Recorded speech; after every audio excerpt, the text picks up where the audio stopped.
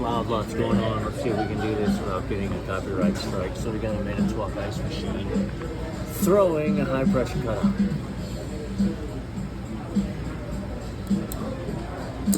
Let's open it up, get a reset, see what's happening.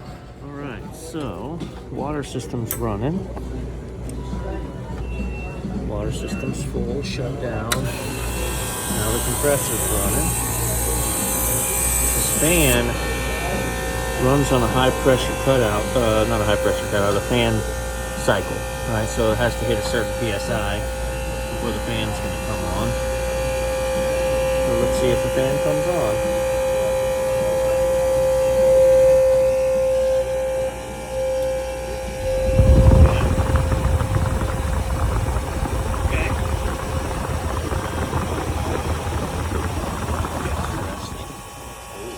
Fed off. So let's put gauges on it and see what's happening here.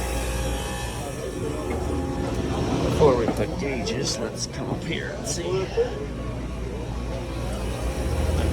Oh yeah, I can hear the fan cycling on and off, on and off, on and off. Service, real-time data, time tips. Alright, so 1 and 2. So 2 is discharge temperature, 1 is liquid line.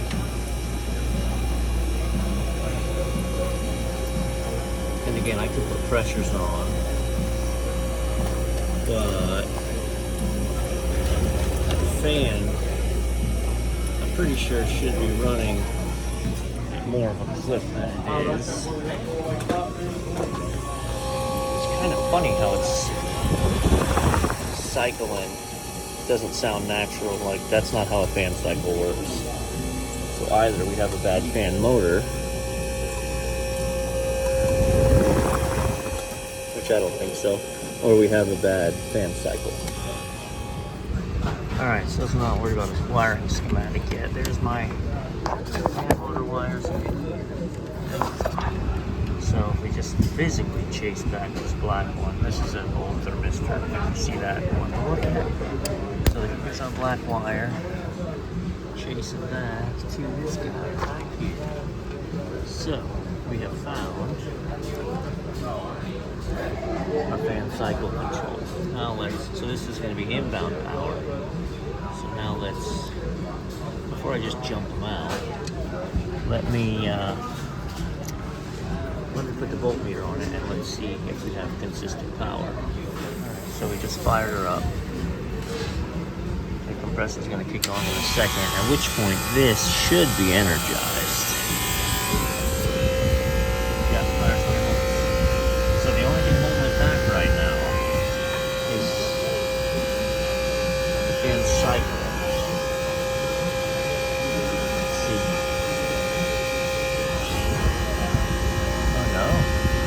My fan cycle, it's a 208 volt motor, okay? Fan cycle is not a problem, and that's my voltage out of the fan cycle, so it's the other leg of that power. Let's chase that back through, see where it goes. I think that comes straight from the board. Wait, I'm committing a sin. So this is a 208 volt motor, right? So I'm saying I got 120 in there, and then I got 120 out here, but that's not necessarily true, because the 120 from here will be going through the windings of the fan and coming back, so I have to check across. So when I check across, I've got 211, because I have 2 separate legs of 120, and I'm not going to show because I want to watch the meter, but here, so that fan. Let's jump this out and see what happens. Kill the breaker. Right, gotta kill the breaker. It's hardwired in, but one of these legs is likely to be hot all the time.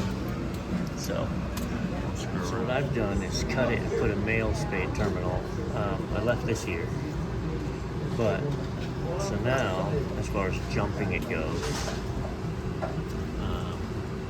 I can just put those two together. All right, breaker's back on. Give it a second, let it run through its water setup.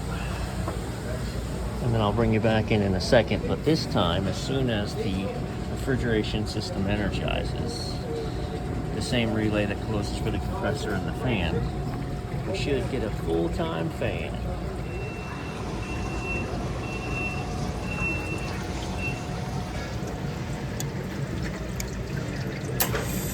Okay. Pressure control, fan.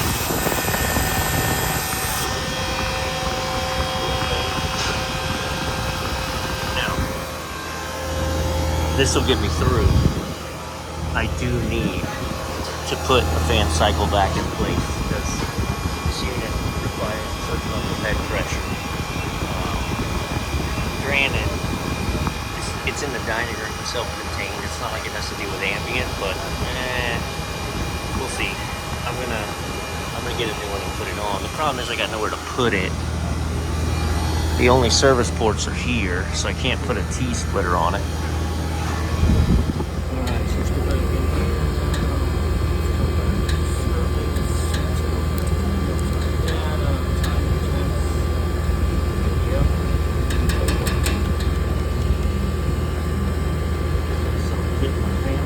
Quick, moving on to the next because that ended weird. There was a wire that was hanging that was hitting the fan blade every now and again, so I moved it.